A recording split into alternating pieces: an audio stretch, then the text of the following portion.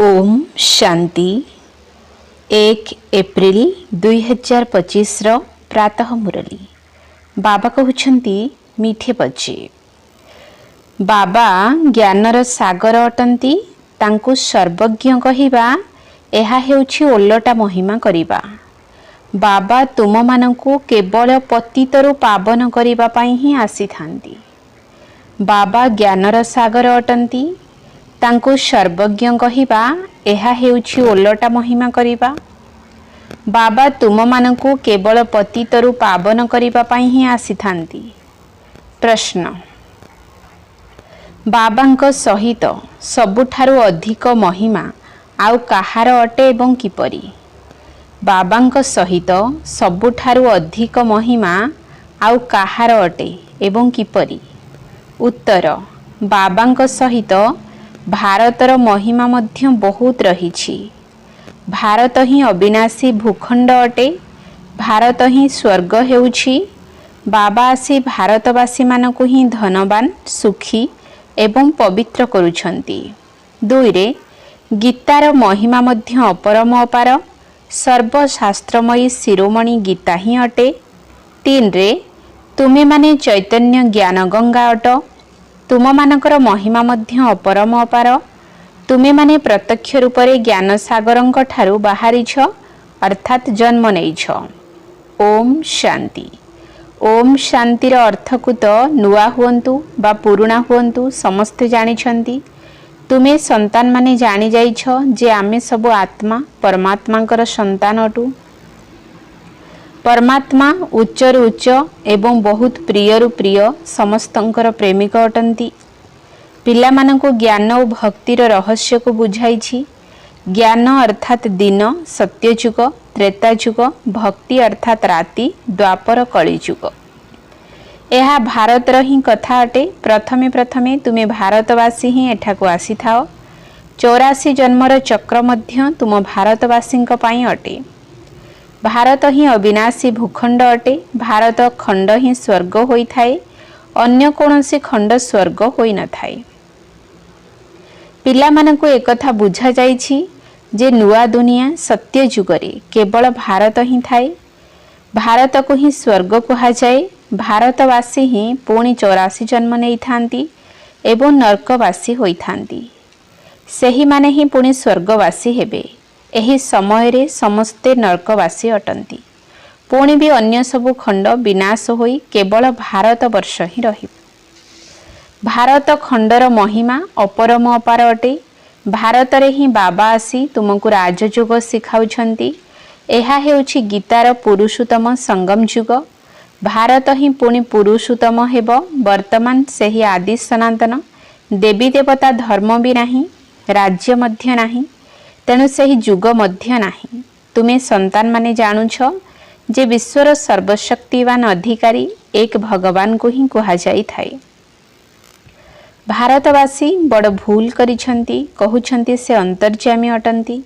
से समस्तंकर अंतर को जानती। बाबा कहउछंती मु काहार भी अंतर को जानि न थाए। मोर तो काम ही हेला पतित मान को पावन करिबा। बहुत कहि थांती शिव बाबा आपण तो अंतर्यामी अटंती। बाबा कहउछंती मु बिल्कुल नुहे। मु काहार हृदय को जानि न थाए। मु तो केवल आसी पतित मान को पवित्र करि थाए। मते डाकी थांती ही पतित दुनिया रे आउ मु मध्य थरे मात्र ही आसी थाए। जेते बेले कि पुराना दुनिया को नुआ करिबा को हुए। किंतु मनुष्य मान को एकथा मध्य जणा नाही जे एही दुनिया नुआरु पुराना पुराणारु नुआ केबे होई थाए। प्रत्येक वस्तु नुआरु पुराना सतो रजह तमहरे निश्चित रूपांतरित होई थाए। मनीष मध्य सेहीपरि होई थांती। बालक सतो प्रधान अटे। पुणी जवान होई थाए। पुणी बुढ़ा होई थाए अर्थात रजह तमहरे आसी थाए। शरीर बुढ़ा होई गले पुणी ताकु छाड़ी छोट पिला होई थांती। पिला माने जानिछंती जे नुआ दुनिया रे भारत केते उच्च थिला। भारतर महिमा अपरम अपार अटे। एते सुखी धनवान पवित्र आउ कौनसी खंड नुहे। एहा को पुणी सतो प्रधान करिबा पई बाबा आसीछंती। वर्तमान सतो प्रधान दुनियार स्थापना हेउछि। त्रिमूर्ति ब्रह्मा विष्णु शंकर को सृष्टि किए करुछंती। उच्चरु उच्चत शिव बाबा अटंती कहिथांती त्रिमूर्ति ब्रह्मा किंतु अर्थ किछि भी बुझी न थांती। वास्तव रे कहिबा दरकार जे त्रिमूर्ति शिव ना कि ब्रह्मा। पुणी कहिथांती देव देव महादेव। शंकर को उच्चरे रखुछंती तेबे त्रिमूर्ति शंकर कहिबा दरकार ना। पुणी त्रिमूर्ति ब्रह्मा काहेकि कहउछंती। शिव हेले रचयिता गायन मध्य करुछंती जे परमपिता परमात्मा ब्रह्मांक द्वारा ब्राह्मण धर्मर स्थापना करिथांती। भक्ति मार्ग रे ज्ञानर सागर बाबांकु सर्वज्ञ बोली कहिथांती। तेबे सेही महिमा तो अर्थ सहित नुही। तुमे पिला माने जानुछ जे बाबांक द्वारा आमको संपत्ति मिलुछि। से निजे आसी आम ब्राह्मण मानकु राजयोगर पाठ पढ़ाउछंती। काहेकि ना से पिता एवं परम शिक्षक मध्य अटंती। विश्वर इतिहास भूगोल किपरि चक्र लगाउछि ताहा मध्य बुझाउछंती कारण से ही ज्ञानर सागर अटंती। बाकी एपरि नुहे कि से सर्वज्ञ अटंती एकथा भाबिबा भूल। मु तो एठाकु आसी केवल पतित मानकु पावन करि थाई 21 जन्म पाई राज्य भाग्य देई थाई।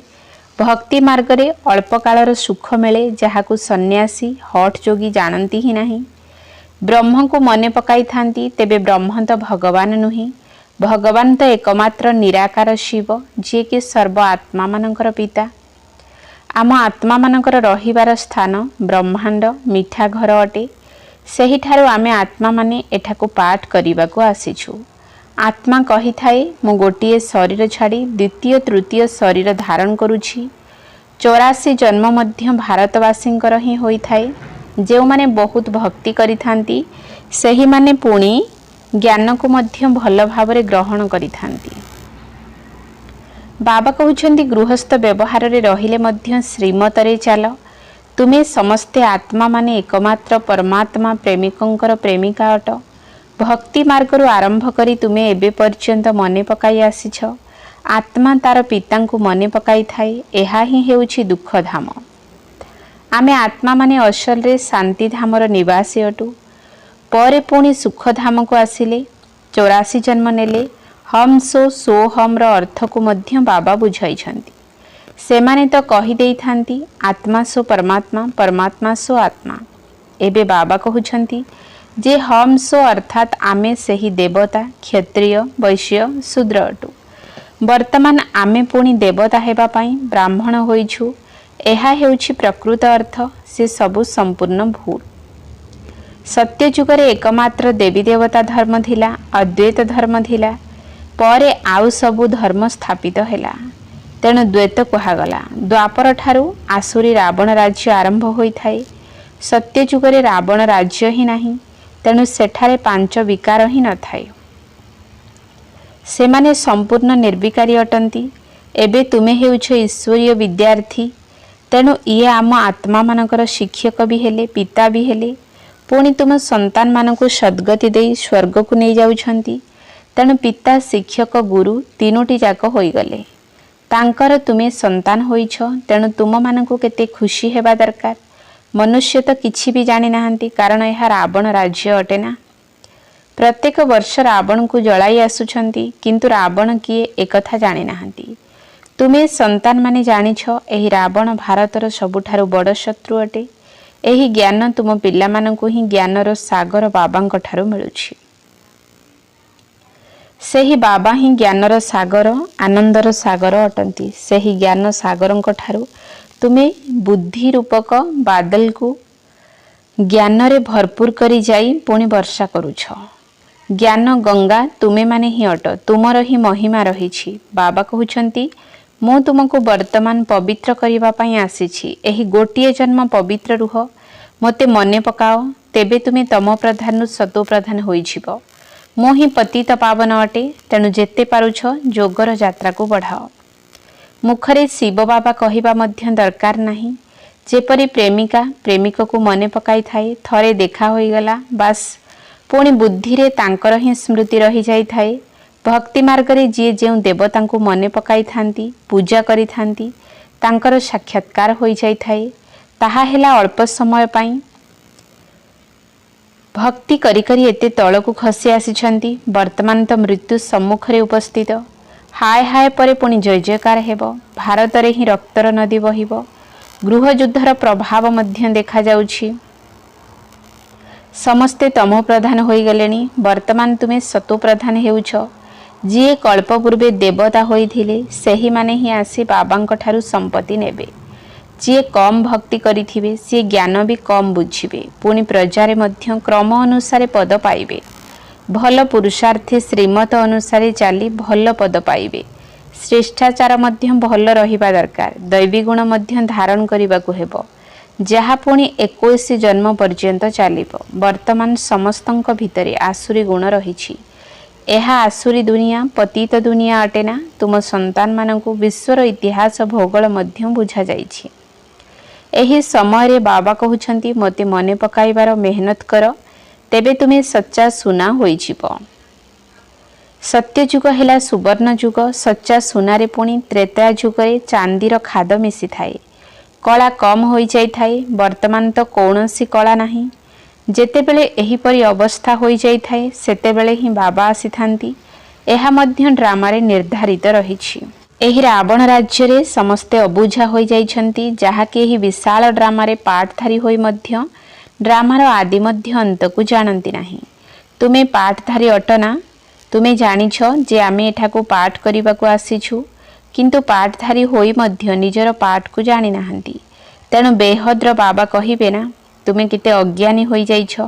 वर्तमान मु तुम मानकू ज्ञानी एवं हीरातुल्य करुछि। पुणी रावण कौड़ी परी करि देई थाए। मो ही आसी समस्तंकु साथी रे नै जाउछि। पुणी एही पतित दुनिया मध्य विनाश होई जिवो। मशा माछी भली मो समस्तंकु साथी रे नै जाई थाए।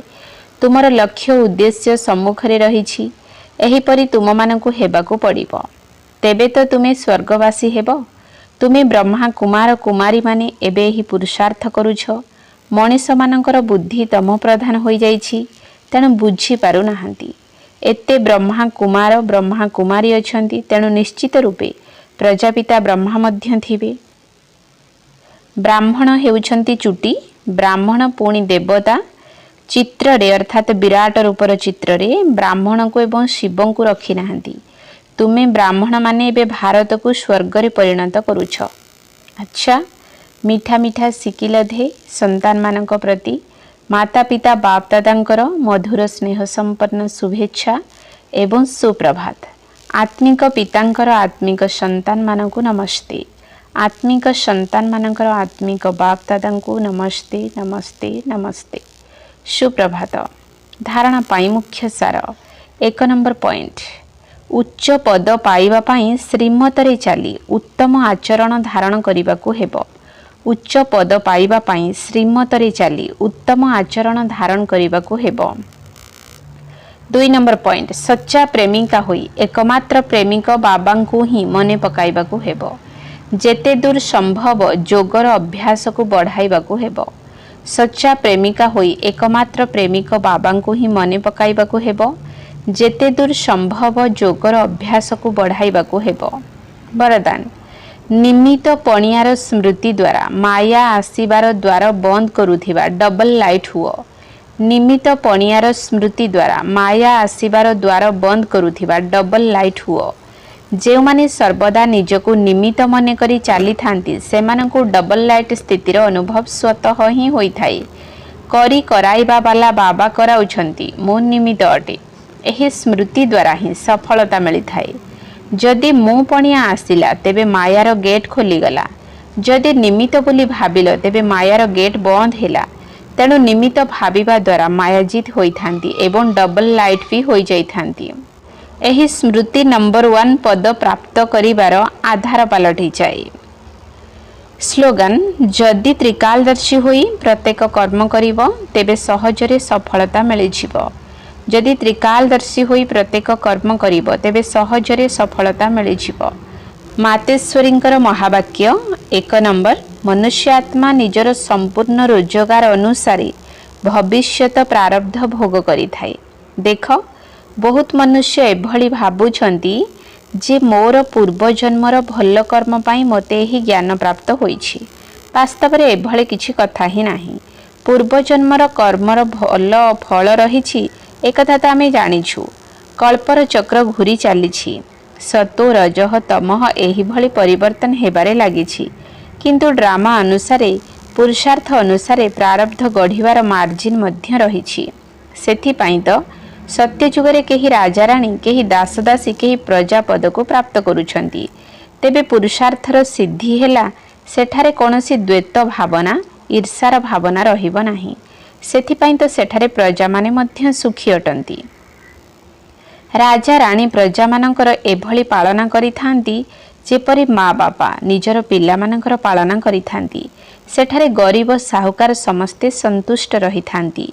एही गोटिए जन्मर पुरुषार्थ आधार रे 21 पीढ़ी पाई सुख भोग करिथांती।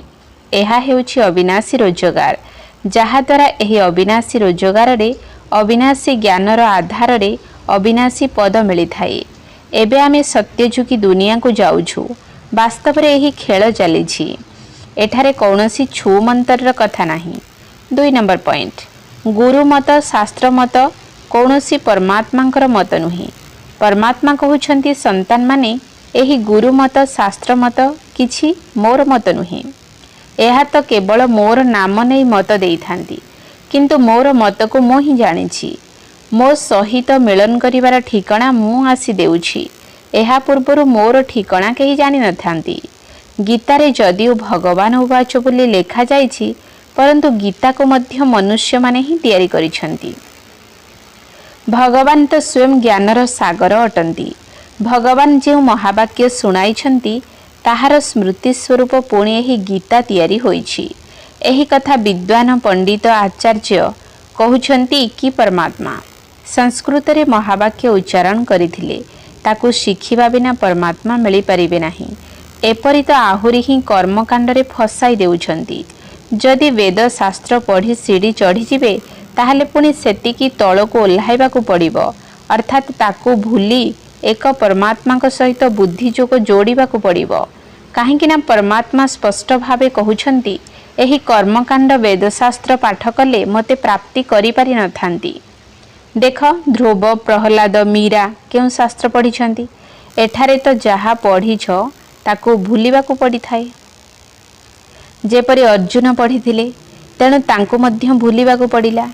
भगवानकर स्पष्ट महावाक्य रहिछि प्रति श्वास रे मते मने पकाओ।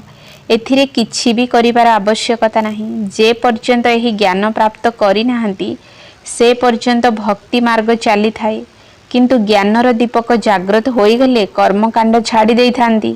काहेकि ना कर्मकांड करी करी जदि शरीर त्याग करिलो ताहले लाभ कौन मिलिला। प्रालब्ध तैयारी हेला नाही। कर्म बंधनर हिसाब किताबरु तो मुक्ति मिलिला नाही। लोक माने तो भाबुछंती मिछ न कहिबा चोरी न करिबा काहाकू दुख न देबा ए सब भल कर्म अटे किंतु एठारे तो सदाकाल पाई कर्मर बंधनरु मुक्त हेबाकू पड़िबो एवं विकर्म गुड़िकर मूलोत्पाटन करिबाकू हेबो। आमे एबे चाहुछु एपरि मंजी बुणीबू जहा द्वारा भल कर्मर वृक्षर उत्पत्ति हेबो। एथिपाई मनुष्य जीवनर कार्य को जानी श्रेष्ठ कर्म करिबाकू हेबो। अच्छा ओम शांति।